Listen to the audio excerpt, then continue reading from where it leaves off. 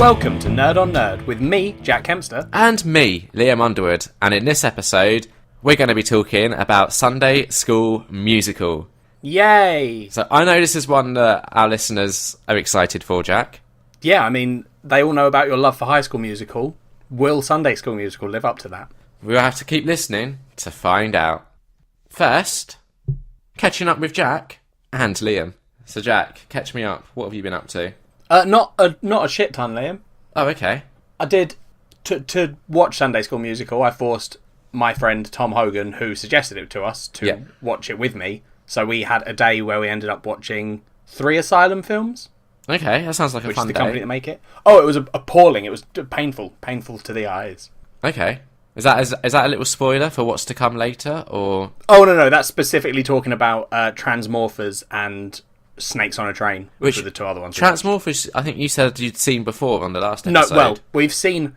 So basically, years ago, when we discovered Asylum Cinema, it was like in Woolworths, a little shop in England that has closed down and gone online, maybe.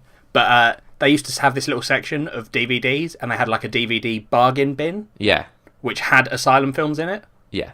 So we were like, oh man, these look awesome. Like, they're terrible. They look terrible, but they look awesomely terrible. So we ended up buying Transmorphers and doing like a movie night round mine. Yeah.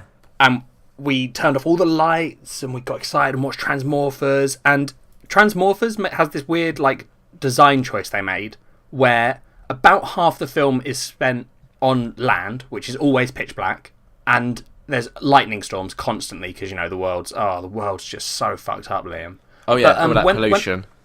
Well, robots mainly, but yes, probably pollution a little bit too.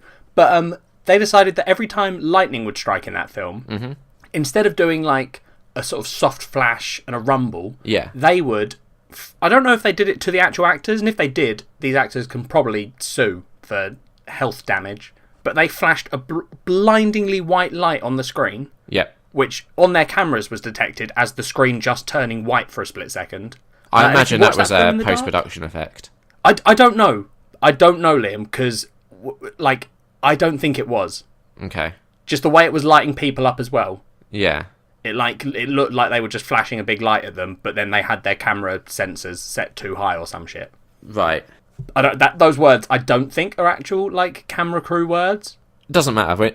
Anyway, what's the point? It blinded us, and we ended up turning the film off after about 3 people started being like, "I'm getting a headache. Do we have to keep watching this?" Right. Okay. So this was the first time I've watched Transmorphers all the way through. And I imagine like it's probably worth watching, right? Here's the thing, Liam. Okay. I say yes. Yeah. But Tom said no. Tom's girlfriend Frankie said no. Right. I have a weird thing for Asylum cinemas. Yeah. Like, I love them too much. Okay. So I think it is worth watching, but I don't think anyone else would agree with me. And when you watch it, do you enjoy it because of how bad it is? Or is there like another reason why you enjoy it? I'm not sure. I think it's hard to say because there's things like The Room, right? Yeah. Which are amazing because they're done in such a bad way, but it's like beautiful to watch, right? Yeah. Yeah. Like, and I can see that someone watching an Asylum film isn't necessarily going to think that. They're not going to come out being like, man, that was just so bad that it was good. But I think I enjoy watching the like train wreck and trying to figure out what the like crew were doing, who made certain decisions. Like, there's a thing that when we first watched Transmorphers, there was this character that they kept referring to as Sir, and she was a woman, which is fine. Like, that's a thing that happens, right? Yeah. But we all were like, this doesn't make sense. And when we rewatched it, I was interested to see whether that was just us being stupid and it being like, yeah, she's called Sir because she's in the military, deal with it. Yeah. But no, Liam, there are a number of scenes where the implication is heavily that she is a man. Right. But also there are a lot of scenes where she's definitely a woman and they are talking to her as if she's a woman. And my personal theory on that is that someone wrote a script, tried to get a male actor to do that, couldn't find someone, so hired a woman. Okay? Okay. Rewrote some of it, but not all of it. And that sounds like, Jack's being a dick and doesn't get it. But genuinely, you need to see it because it's fascinating to try and figure out whether that is an intentional decision on their part. Yeah. Maybe she has a wife and maybe she's a lesbian and is that progressive of Asylum, or whether someone just didn't rewrite the script properly. And that is... it's amazing to try and figure that out watching these films. I have a film recommendation for you that I think you'd quite like. Okay. It's I might have mentioned this to you before, but it's Leprechaun 4 in Space. Yeah, I think I've seen the first 3 with you. Yeah, it's possible. Honestly, I know you like your space stuff, and we have a little joke about that. But genuinely, I feel like for very similar reasons to what you've just given, you would massively appreciate Leprechaun 4 in Space. It's my favourite in the series. Oh, okay. So, and bear in mind, the next one is Leprechaun in the Hood. Which is the third one Leprechaun in the Hood? No, okay, right. So how does it go? Isn't there one that's still called like In the Hood but spelled differently? No, right, okay. You got Leprechaun, which has Jennifer Aniston in. Yeah.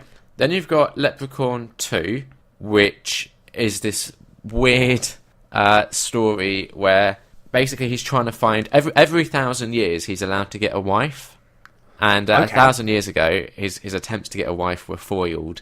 So it's 1,000 years later he's trying to get a wife, and to get a wife he has to make her sneeze 3 times. Of course. So that's just basically the story of Leprechaun 2. Leprechaun 3.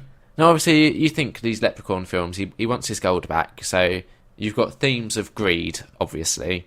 Yeah. Leprechaun 3, Las Vegas, just makes sense. Of course, yeah. Just makes sense. In that one, so each of these has a slightly different, like, mythology behind the Leprechaun. Oh, really? Yeah. So, obviously, the second one has the whole wife thing that you didn't really know about in the first one. Right, got you. So they expand on the mythology. There are some inconsistencies as well. Oh, okay. Yeah. In the third one, he bites someone, and they start turning into a leprechaun. Oh, right. Like they get really hungry for potatoes. Oh God, no. Yeah. That's bad. Oh yeah. Then 4, obviously in space. Yeah, of course. Which is just brilliant. Then 5 is Leprechaun in the Hood, and that is spelled, I believe, THA. Yep. Then you got 6, which is Leprechaun back. Then the number 2, the Hood. Got you. Right. So that, and then there's like there's a Leprechaun Origins, which doesn't have Warwick Davis in. So what's the point? And it's just not worth talking about because it is true. It was a WWE film. Sorry, what? You know how like WWE have their own like film things that they do. Yeah. This one had Hornswoggle playing the Leprechaun. Oh, right. It's awful. It truly. It didn't even need to be a Leprechaun film. It could have been any like pint-sized demon just running around in Ireland. It's only because it doesn't even look like a leprechaun. It literally just looks like a weird demon thing. It's only because in the film they referred to it as a leprechaun that if you were to watch it without knowing it was a leprechaun film, you could easily, without that one bit of dialogue, just think that was an ordinary demon thing. Of course, right. Well, that's just insane. Yeah. But yeah, 4 in space is brilliant. I think you'd appreciate it. Okay, well, I will give it a watch. Yes, please do. Other than that, Liam, yep. I've not done anything. But that still sounds like fun. It was very fun. On the sort of counter side of that, I've been very busy. Ooh, what have you been doing? I went to London, and I saw a play. Big city. Yeah, the big city. I chased that cheese, went to see a play. Yeah. The Woman in Black. Okay, I know about The Woman in Black. I haven't seen it. Yeah, because there was a Daniel Radcliffe film that annoyed me. I've seen bits of that film. Okay, I haven't seen any of it. It just annoys me. Why? Because you know how I feel about the BBFC in the UK, the British Board of Film Censorship. Oh, okay. Did this film get heavily censored? Not so much heavily censored, but to try and like capitalise on the Daniel Radcliffe Harry Potter audience, yeah, what they decided to do is make the film less intense. And to do that, they like darkened certain scenes, and I think there was a few cuts here and there, but the thing that really annoyed me was when they started meddling and darkening scenes, because to me, that's taken censorship like a step too far.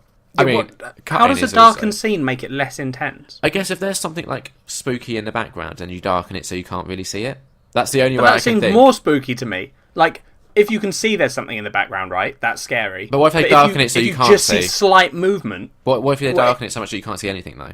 Well, then that's ridiculous. Yeah, so I have the Blu-ray, but I imported it from America because I'm not dealing with the BBFC bullshit. You want that unedited stuff. I want to see how the director wanted me to see it, not how the studio wanted the Harry Potter fans to see it. You should play them side by side. Honestly, just that sort of thing makes my blood boil. Yeah, no, I don't blame you. That is ridiculous. So yeah, Woman in Black. It was in this old theatre. Yep. And I actually made a bit of a discovery before we went to see it. Are you scared? Is it something you're scared of something? No. It's just I was talking with Kat, and she just said this explains a lot about you. Okay. And I think you'd like to know this as well. I'm interested. So long time listeners would know we've had conversations in the past about how to like delicately phrase this. Like one of us has like wiping issues after doing poops. Well, you don't need to say one of us. Everyone knows it's you. Yeah, like if you had to summarise that conversation we had in the past, like real quickly, how would you do that? Liam doesn't know how to wipe his own arse. Right. Okay. I think we figured out the root of this. I'm very interested in how this relates to the Woman in Black. Oh, we were discussing this beforehand because I was saying. Oh, okay. So it's not like my mum took me to Woman in Black when I was 3. No. Since then, I haven't been able to wipe. No, we were discussing beforehand, and I was saying I'm really worried that it's going to be so scary I might poo myself. Okay. Which got us onto this topic. Like, you know, sometimes certain smells just trigger and take you back. Yeah. I had that twice with the Woman in Black, and the first time we were in the bar, and just something triggered, and it took me back to when I must have been like 5 or 6, okay? Yep. So we're going way back here. Yeah, this is like ancient Egyptian times. Yeah, I was visiting a friend's house to go and play, and I needed to, do a poopy. Oh no. Okay, go on. Right. So I did my business, and then here's the thing, right? Please, not, Liam. I'm really hoping this doesn't go where I think it's going, because I will be so upset for you. Here's where it goes, Jack. No. At that age, I didn't really know how to wipe. Yeah. So, and I also didn't know my friend's mum's name. I'm cringing so badly. I know it now. It's Jill. Don't worry. No, not that. I know what's happening, and I'm so it hurts me. Yeah. So I'm sat there, not having thought this through clearly, and I'm like, what do I do? So I just yell, "Mum."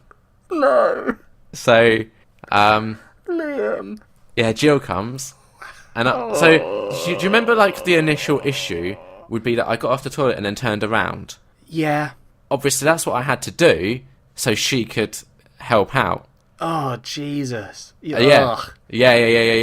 Now that I think answers a lot of, because if that's how you've been like raised as this is how you do that, I think I was just copying that. So when I was finished and I was doing it by myself, I was still jumping off and turning around because that's what I used to have to do. Yeah. We knew that was the issue. We've discovered that before. Yeah, but I'm just upset. I want to know if she said anything to your mum. I think she must have done, because I think I was probably... Liam is never coming around our house again. Yeah. Did you ever go around his house again? Yeah, I annoyed her once as well, because... Because you were 13 and you shouted "mum" from the toilet. No, I went round, I was supposed to have a sleepover, and like my mum and Nan was also there, like having the chat, and we was like upstairs playing. And it got to the time when they were going to leave and I was supposed to stay over, and I was just bored, so I just asked if I could go back with my mum and Nan, and it really annoyed like my friend's mother, Jill, because I guess, she, I don't know, it just annoyed her. Yeah, I think that was it. Yeah, she found it very rude, but I was just so bored. Because the thing is, like, I remember, like, I did a couple of sleepovers where I did stay, and what I used to do is get all his books, hide them under the covers with me. She'd come to make sure he was asleep, so I'd pretend, and then when she'd gone, I'd like put a light on and just read for an hour, because she always made us go to bed way too early. You had weird sleepovers as a kid. Yeah, I did.